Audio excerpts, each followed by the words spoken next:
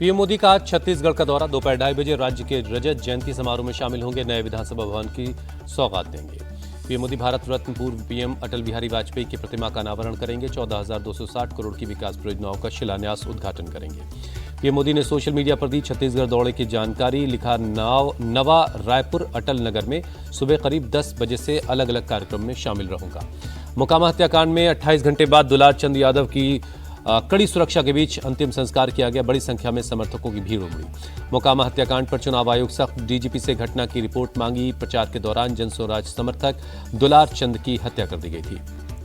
दुलार चंद हत्याकांड में अब तक 2 आरोपी गिरफ्तार। मोकामा के एसपी ने सबूत मिलने पर अनंत सिंह की गिरफ्तारी का भरोसा दिया। एफआईआर में अनंत सिंह का नाम भी शामिल है। दुलार चंद के पैर में लगी गोली जानलेवा नहीं। पोस्टमार्टम करने वाले डॉक्टर्स के मुताबिक अंदरूनी चोट की वजह से जान गई। गोली पैर के आर पार हो गई थी।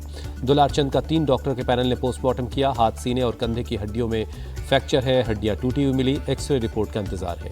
बाहुबली सूरजभान सिंह ने चुनाव आयोग से दुलार चंद की हत्या की निष्पक्ष जांच करवाने की मांग की। कहा, मोकामा में लोकतंत्र की हत्या की गई। मोकामा से आरजेडी कैंडिडेट और सूरजभान की पत्नी वीणा देवी ने की हत्याकांड की मजिस्ट्रेट जांच की मांग। कहा, चुनाव आयोग को भी एक्शन लेना चाहिए। दुलारचंद मर्डर केस के एफआईआर में नाम दर्ज होने पर अनंत सिंह ने जबरन फंसाने की साजिश करार दी। कहा, यह सारा खेल सूरजभान का है। तेजस्वी यादव ने पूछा सवाल, गुंडों को कौन बचा रहा? 40 गाड़ियों का काफिला, हथियारों से लैस लोग कैसे घूम रहे हैं? प्रशांत किशोर ने भी साधा निशाना। कहा, बिहार में अब जंगल राज है। लोकतंत्र में हिंसा की कोई जगह नहीं। मोकामा हत्याकांड को लेकर अखिलेश यादव ने नीतीश सरकार को कानून व्यवस्था पर घेरा। कहा, इतनी बड़ी घटना हो गई और सरकार क्या कर रही है? केंद्रीय गृह मंत्री अमित शाह आज बिहार में करेंगे 3 जनसभा। गोपालगंज, समस्तीपुर और वैशाली में करेंगे वोट की अपील। बिहार में आज तेजस्वी यादव की 16 रैलियां होंगी। मुजफ्फरपुर, गोपालगंज, सिवान और सारण जिले में जनसभाओं को संबोधित करेंगे। प्रियंका गांधी आज बिहार के बेगूसराय और खगड़िया में करेंगी प्रचार। महागठबंधन के उम्मीदवारों के लिए जनसभा करेंगी। बिहार के चुनाव में आज से सपा चीफ अखिलेश यादव की एंट्री। पूर्णिया, मधुबनी और दरभंगा जिले में आरजेडी के उम्मीदवारों के लिए वोट मांगेंगे। सीएम नीतीश कुमार भी आज चुनावी रैली में प्रचार करेंगे। मधुबनी के गंगौर और सीतामढ़ी के बराही में जनसभा करेंगे।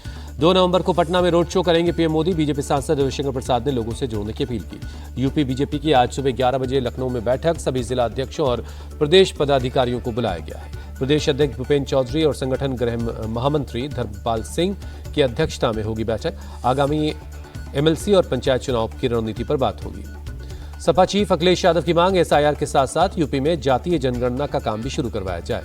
अखिलेश यादव का कानून व्यवस्था को लेकर योगी सरकार पर हमला। बोले, यूपी में महिलाएं सबसे असुरक्षित है।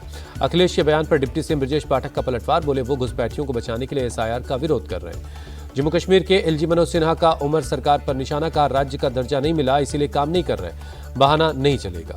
एलजी मनोज सिन्हा के बयान पर जवाब देने से बचते दिखे उमर अब्दुल्ला। कहा, मैंने उनका बयान नहीं पढ़ा।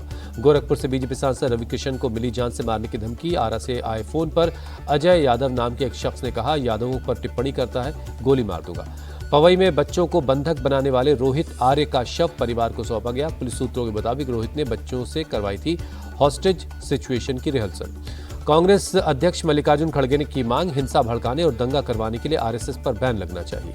मल्लिकार्जुन खड़गे के समर्थन में उतरे अखिलेश यादव का अराजक तत्वों पर लगाम लगाना जरूरी है।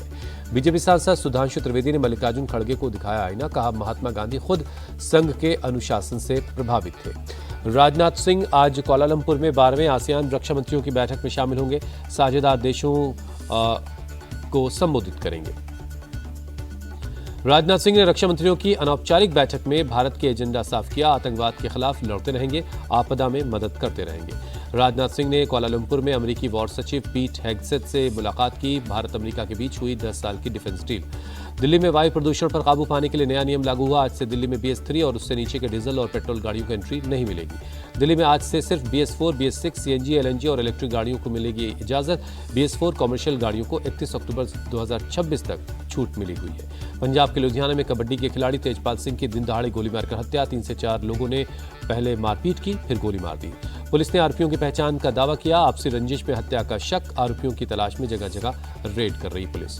यूपी में बहराइच के धर्मापुर रेंज के पास गन्ने के खेत से सड़क पर आ गया एक टाइगर। सामने से आती गाड़ियों का पीछा किया। रूसी सेना का ऑस्ट्रेलिया ने मेलबर्न में दूसरे T20 में भारत को 4 विकेट से हरा दिया। 5 मैचों की सीरीज 1-0 से आगे। सीरीज का पहला मैच बारिश की वजह से रद्द हो गया था। ऑस्ट्रेलिया ने पहले टॉस जीतकर गेंदबाजी का फैसला किया। ऑस्ट्रेलियाई गेंदबाजों ने कप्तान के फैसले को सही साबित किया। भारत की पूरी टीम 125 रनों पर ढेर हो गई। टीम इंडिया ने खराब शुरुआत की। 50 रनों के अंदर आधी टीम पवेलियन लौट गई।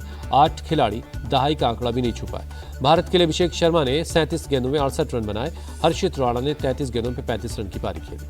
अभिषेक शर्मा ने विराट कोहली को पीछे छोड़ा। 25 पारियों के T20 में सबसे ज्यादा रन बनाने वाले खिलाड़ी बने। अभिषेक ने 25 पारी में 936 रन बनाए हैं।